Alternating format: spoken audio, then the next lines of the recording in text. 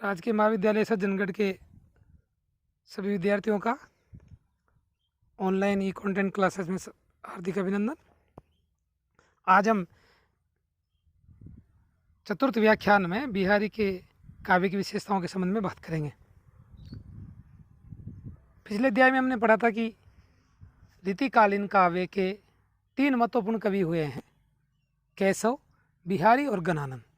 केशव जो रीतिबद्ध कवि थे, जिन्होंने रीति की परंपरा का निर्वाह किया, लक्षण ग्रंथ लिखे और उदाहरण भी स्वयं दिए। उसके बाद दूसरे रीति सिद्ध कवि बिहारी, जिन्होंने कोई लक्षण ग्रंथ नहीं लिखा, केवल उदाहरण दिए, और दोहों के रूप में एकमात्र उनकी बिहारी सस्से हमारे सामने आती है। तीसरे मुक्तक काव्य के रूप में गणानन का काव्य आता है। और तीनों कवियों में आज हम दूसरे महत्वपूर्ण कवि बिहारी की चर्चा करेंगे। बिहारी की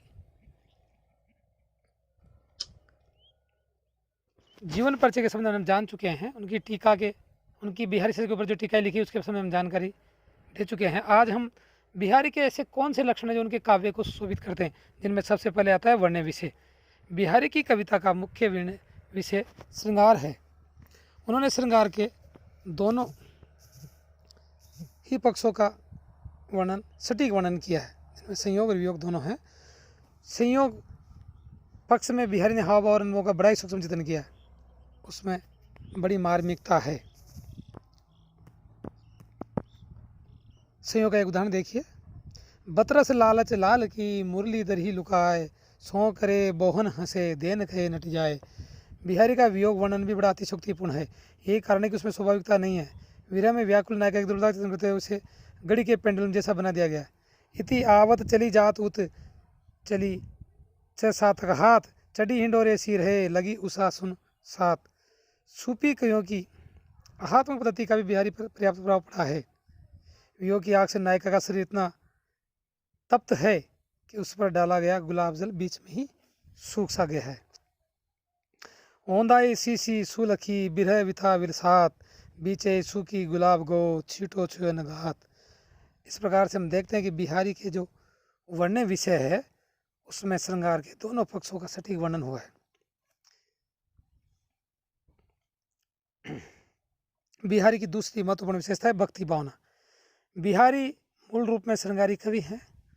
उनकी भक्ति भावना राधाकृष्ण के प्रति और वह जहाँ तहाँ ही प्रकट हुई है। सत्य के आरंभ में ही मंगलाचरण का दोहा राधा के प्रति उनके भक्ति भाव का स्पष्ट परिचायक है। मेरी बहुबादा हरो राधा नागरी सोय, जादन की झाई परे श्याम हरित तुथि होय। बिहारी ने भक्ति के अलावा नीति और ज्ञान के दोहे भी लिखे, किंतु उनकी संख्या नगण्य सी है। धन संग्रह के संबंध में एक दोहा देखिए। मती न नीति गलित यह, जो धन दरिए जोर, खाए खर्चे जो बचे तो जोरी है करोर। बिहारी की काव्य की तीसरी महत्वपूर्ण विशेषता के रूप में हम देखें प्रकृति चित्रण। बिहारी प्रकृति चित्रण में भी पीछे नहीं रहे। 6 ऋतुओं का उन्होंने बड़ा सुंदर वर्णन किया है। ग्रीष्म ऋतु का एक चित्र देखिए। कहलाने एकत बसत अहि मयूर मृगवाग, जगत तपोवन सो कियो दारिग दाग निदाग। बिहारी गांव वालों की अरसिकता का उपवास करते हुए कहते हैं, कर फुलेल को आचमन मीठो कहत सराय, रेगंदी मतियन तू इत्र दिखावत खाए। इस प्रकार प्रकृति चित्रण का भी बिहारी ने महत्वपूर्ण वर्णन किया है। बिहारी की अगली विशेषता के रूप में हम देखते हैं बहुज्ञता। बिहारी बहुज्ञ थे। उन्हें विविध रूप से कई विद्याओं का ज्ञान था, जिनमें ज्योतिष, वेदक, गणित, विज्ञान आदि है। अतः उन्होंने अपने दोहों में उनका खूब उपयोग किया है। गणित संबंधी तथ्य से परिपूर्ण दोहा देखिए। खत सवे वेदी दिए, आंगू 10 गुण होत, ते लीलार वेदी दिए, अगिनत बढ़त उदहोत। इस बार आप देखते हैं कि बिहारी की बहुज्ञता उनकी बिहारी सस्से में सर्वत्र बिखरी पड़ी है। भाषा। बिहारी की भाषा साहित्यिक रूप से ब्रजभाषा है। इसमें सूर की चलती ब्रजभाषा का विकसित रूप मिलता है। बिहारी का शब्द चयन बड़ा ही सुंदर और सार्थक है। शब्दों का प्रयोग भावों के अनुकूल है और उनमें एक शब्द भी भारतीय का प्रतीत नहीं होता। बिहारी ने अपनी भाषा में कहीं कहीं मुहावरों का भी सुंदर प्रयोग किया है। मूड चढ़ायो रहे फिरे फीटी कच बहाव, रहे गिरी परे राखिबो तव हे पर हारू। इस पर हम देखते हैं कि बिहारी की भाषा साहित्यिक ब्रज भाषा है। शैली।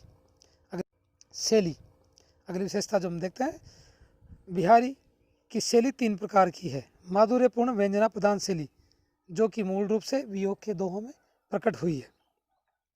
प्रसाद गुण से युक्त सरस शैली, भक्ति तथा नीति के दोहों में।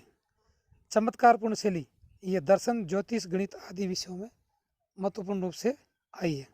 इस प्रकार हम देखते हैं कि बिहारी की शैली के तीनों रूप उनकी बिहारी सत्साई में सर्वत्र बिखरे पड़े हैं।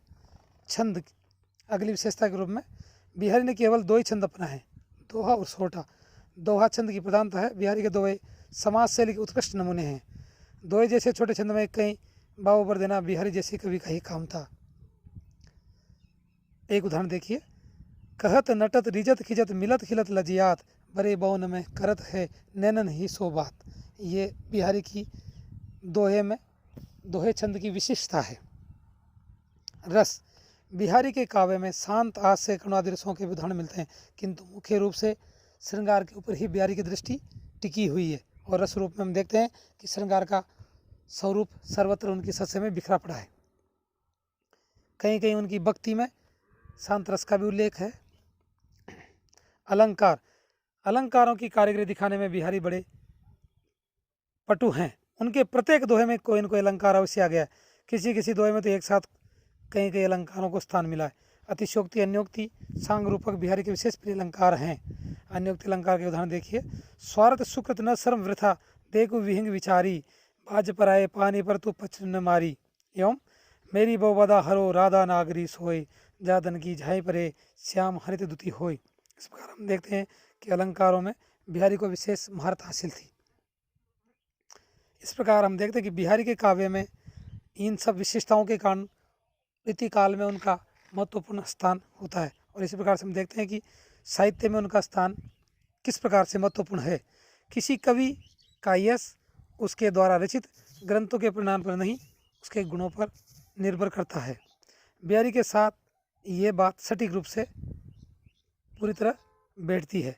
अकेले सत्संग ग्रंथ ने उन्हें हिंदी साहित्य में अमर कर दिया। श्रृंगार रस के ग्रंथों में बिहारी सत्संग की समान ख्याति किसी को नहीं मिली। इस ग्रंथ की अनेक टीकाएं हुई है और अनेक कवियों ने इसके दोहों को आधार बनाकर कवित, छपैया, सवई आदि छंदों की रचना की है। बिहारी सत्संग आज भी रसिक जनों का काव्य हार बनी हुई है। कल्पना की संहार शक्ति और भाषा की सामासिकता के कारण सत्संग के दोहे गागर में सागर भरे जाने की उक्ति चरितार्थ करते हैं। उनके विषय में ये ठीक ही कहा गया है कि सत्सैया के दोहरे जो नाविक के तीर, देखन में छोटे लगे घाव के करे गंभीर। इस पर हम देखते हैं कि बिहारी ने अपने दोहों में गागर में सागर भर दिया है, जो उनकी विशिष्ट रूप से कल्पना का और भाषा की सामासिकता का परिचायक है। अपने काव्य गुणों के कारण ही बिहारी महाकाव्य रचना न करने पर भी महाकवियों की श्रेणी में स्थान प्राप्त किए हुए हैं।